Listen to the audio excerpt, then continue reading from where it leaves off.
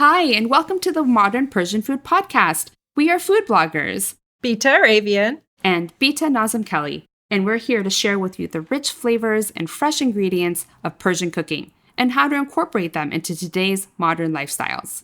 We're excited to introduce you to the flavors, tastes, and techniques we use, and also our own cultural stories and perspectives growing up in the U.S. in a Persian family. Thank you for joining us. Welcome to episode 57. This is Bita, and I'm here with the other lovely Bita, and we are talking about Zereshk Polo today. Zereshk Polo is an iconic Persian rice dish that we can't wait to share with you. Today we're going to talk about what it is, how to make it, and also some substitutions and other uses that we have for some of the ingredients that we're going to talk about. And I have a fun Ask the Beats for Bita that we'll have at the second half of the show. Okay, let's get started. Bita June, tell us, what is Zereshk? Hi, yeah, sure. Zereshk is a unique Persian ingredient. And Zereshk is a dried barberry that resembles a goji berry. However, it is more tart and sour than a goji berry. Goji berries are more sweet. It's a small, sort of almost ruby pink or red colored dried berry, a bit smaller than a goji berry. And when you saute or cook it up, it kind of plumps up a bit like a tiny little pinkish red raisin or currant. Mm-hmm. The most popular use of Zereshk in Persian dishes is in the rice dish that we're going to teach you how to make today called Zereshk Polo. And often when we make Zereshk Polo, we sweeten it up to get that sweet and sour taste with a little sugar. Yeah, and I feel like Zereshk is a pretty special ingredient. Typically, a lot of the Zereshk comes from Iran. So if you have like a visitor coming or something, a typical souvenir could be to bring Zereshk, or usually in like Persian markets. But outside of that, I haven't really seen it in other bigger grocery stores or anything like that. But there are definitely online sources, Persian markets online that sell them as well. You're right. It definitely is a specialty and not easy to come by. And there's been times where it's been on shortage, where the only way really you'd see it is if somebody brings it over. But if you're lucky enough to have a Persian market or a Middle Eastern market around, more than likely you could pick some up. Yeah. And so the dish that we're talking about today, Zereshk Polo, is a beautiful rice dish. It's basically the white rice. And we actually have a rice episode that you can refer back to. We also have a Tajik episode if you want to get some more information on how we actually make our Persian rice. But what the Zereshk is oftentimes mixed with saffron and cooked in butter, with slivered almonds, sometimes slivered pistachios, and it's a layered rice dish. You have those ingredients layered in the rice and garnished on top, and it's typically paired with chicken, Zereshk Polo Bah Morgh. These days you can really pair it with however way you like, but the traditional pairing is with morgh. So we wanted to share this iconic rice dish with you. Bita June, will you take a few minutes to talk through the recipe of how you actually make Zereshk Polo? Sure. Yeah, I just made it the other night. Of course, my way of making it is going to be the fast and easy modern way that I make it in probably a half an hour.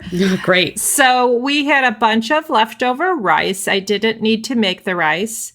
The step that I want to focus on is actually the preparing of the barberries. What I do is I chop onion. And the spices that I use when I'm sauteing the onion include turmeric and saffron, some salt. Sometimes I'll put a little bit of garlic. Then I'll actually cook the chicken pieces. As you said, Zereshk Polo is almost always Bah Morgh, which means barberry rice with chicken. Mm-hmm. The other night, I actually made it with chicken thighs. It was quite delicious. Mm-hmm. And I just kind of cooked the chicken down with the onions. And then I added some barberries. So that was the very fast way of doing it. Now, what I normally do if I'm going to be serving this to company or I want to make it taste extra delicious is I will melt some butter and I will saute the barberries or zereshk just for a couple of minutes until they plump up. I don't want to burn them. And then just do that on a low heat, and I'll add sugar. And that is what makes the topping of the rice irresistible, is to have the buttery, sugary Zereshk, sweet and sour, to top over the rice and chicken. How do you prepare your Zereshk Polo and Zereshk Polo Bah Morgh? Yeah, so the first step for Zereshk Polo is always washing the Zereshk, because depending on where it's sourced you're getting it from, sometimes you just have to make sure it doesn't have any dust or dirt with it. So rinsing it a few times is really important. And then I cook the Zereshk separate from the chicken. So just like you said, just sauteing it in a little bit of butter for not very long. They do burn pretty quickly, so you have to be careful with that, and it will kind of darken the color too if it gets cooked a little bit too much. Adding slivered almonds. The almonds, if they're a little bit bigger slivers of it, you may have to cook that a little bit more, and then mixing it. And then really the kind of quintessential part of the Zereshk Polo for me is the saffron. Bloom some saffron in hot water and let that kind of seep for a little bit so you could really get the bright, beautiful orangish red color, and then mix that in with the barberries. And you kind of want to do that later in the process so that the aroma of the saffron isn't cooked out. And then we'll typically layer it as we're serving the rice. Get a platter, put some rice down, put a layer of the barberry, the Zereshk mixture, and then layer some more rice. And then on the top of it, really put the majority of the Zereshk, because to make a really beautiful presentation. If you want to include slivered pistachios to add a little bit of brightness too. And then to your point, adding the sugar. So if you like really tart, you don't really need to add too much sugar. If you do love the little sweet and sour tart flavors, then a little bit of just regular sugar as you're cooking it will really bring those flavors and enhance the flavors of the Zereshk. Yes. If I were going to be pairing it with chicken, I would cook chicken separately and then kind of garnish the platter. I love the visual appearance of a big platter of the Zereshk Polo and having the chicken kind of set up all around it. Yes, beautiful. Yeah. It's a really easy dish, actually, for people who are just getting their feet wet and learning about Persian food. It's actually a pretty easy dish to make. So if you want to experiment with it, we love to hear how it went. And we wanted to just give you kind of the tools and the knowledge of how to make this fun, delicious dish. But, Zereshk can be hard to find. So, Bita, what if we don't have Zereshk? Is there anything else that we can use to substitute to make kind of this beautiful, jeweled, sweet and sour rice dish? Great question. Yes. First, I just want to put a little side note that it is so delicious as it is. If you can find Zereshk and if you can make it with Zereshk, you may be able to find it online. If you can get a hold of it, that is the most delicious way. It is our younger daughter's, one of her favorite Persian rice dishes, and she loves it the authentic way. Mm-hmm. But in the real world, sometimes you don't have it, and, maybe you don't love the tart. It is quite tart and sour, and maybe that taste isn't for you, or you just can't get a hold of it. And so my favorite substitution for Zereshk Polo is to use cranberries. Mm-hmm. And that is because, they are bigger. They don't look exactly the same, but they're somewhat the same color. And they are a little bit tart. They are sweeter. And so it actually is also a sort of fall seasonal ingredient here in the West, in the U.S. We see a lot of cranberries in the fall and near American Thanksgiving. And so oftentimes we will on purpose make Zereshk Polo with cranberries for fall dinners and special family nights on Thanksgiving or near American Thanksgiving. So that's the first one. I personally really, really love dried cherries. Oh. I do. And they can be tart. So you can find dried sour cherries here as well as dried sweet cherries. So if I find dried sour cherries, I'll sometimes make a version with that. Again, it's not going to be Zereshk Polo. It's not exactly the same as Zereshk Polo, but it's an interesting twist and you can kind of get away with the essence of it. Yeah, and you're talking about albalu, right? Yeah, so albalu polo is a Persian dish of its own, but I'm talking about kind of making a fake Zereshk Polo using albalu is also an alternative. Yeah, that sounds delicious, especially the dried cherries, dried regular cherries. It's such a beautiful ingredient. It's so tart and delicious. I just love that, especially mixed in with other dried fruits and nuts and an ajin. The cherries always are so special. Mm-hmm. I love them. Especially, as we're getting closer to Thanksgiving and, we're going to have a Thanksgiving episode too, but that's a great idea to kind of incorporate some Persian type of flavors onto the Thanksgiving meal. And I think if you want to have the addition of saffron or the the slivered almonds in there too, it really will Persianify the dish and make you feel like you're having like a Zereshk Polo or like a Zereshk Polo inspired dish. So awesome. Thank you. Right. So let's get back to Zereshk. And I'd love to ask, for example, say you do have a big bag of Zereshk. I keep mine in either the refrigerator or the freezer because personally I don't use it in a ton of other dishes. And so I use it sparingly and I want it to last. But what are some other uses if you do get a hold of real barberries, Zereshk? What are some other uses in Persian dishes? Yeah, that's a great question too. I store mine in the freezer too.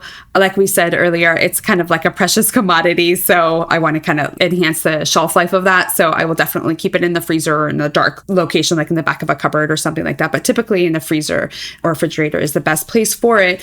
Yes, Zereshk. A lot of people love Zereshk in their cuckoo. I'm always talking about cuckoo, but cuckoo is like a frittata of sorts. It's like an omelet made with a lot of fresh greens. You can also make it with different ingredients. It has eggs in it and a little bit of flour and seasoned. And a lot of people love putting zereshk in their cuckoo, especially they're like cuckoo sabzi. And there's little barberries in there. It's really fun. Adds a little bit of tartness to the bites. I actually went to a restaurant in Washington, D.C., and I was so ecstatic that they actually had a dish that had zereshk in it. It was a restaurant called Zaytina in DC, and they actually served roasted Brussels sprouts with barberries sprinkled over it with this like really delicious dressing on it. And that was like a beautiful side dish. And I was like ecstatic and I love that. So that was just like a fun, innovative and creative way to use zereshk in other cooking. Wow.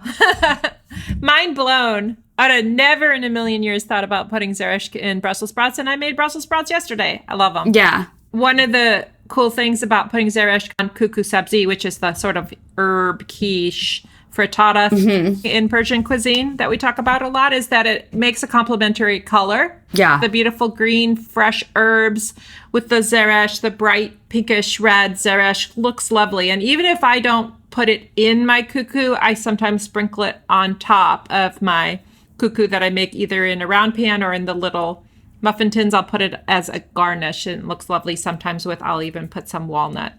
And the same thing must be true for making it, in the modern Brussels sprouts and using it, the colors of the green and the pinkish red. I'm going to try that. That's interesting. Yeah. To that note, as a garnish for other roasted vegetables, that would be really fun, especially in the fall, roasted vegetables and kind of having some zereshk sprinkled on top. That sounds really fun. But from a traditional Persian standpoint, also there's some other rice dishes like the morase polo, kind of like the jeweled rice, and also on tahchin, the baked rice that's inverted that has this huge tahdig on the top of it.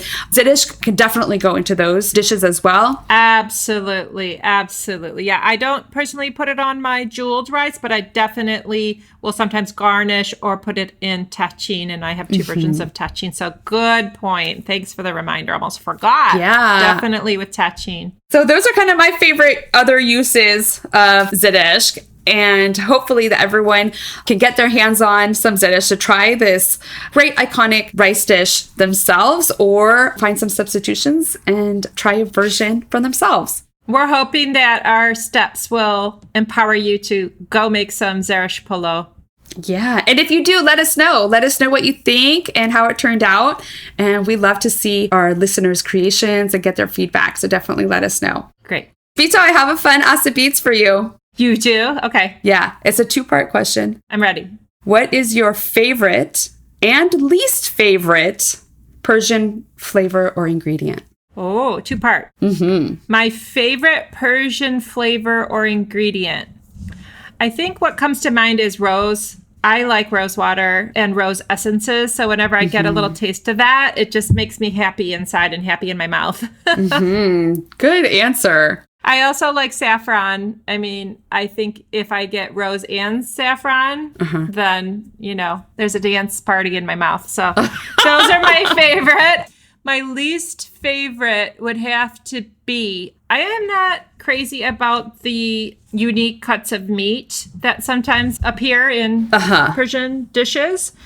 For example, tongue. I am not a fan of having to visualize what it is, and it feels like it would be very thick. And I know it can be almost like a delicacy, and people get excited. And the other one is liver. Yeah, the sweetbreads. I think I've seen both those, and yeah, I'm very averse to the smell and the texture and all that. Yeah.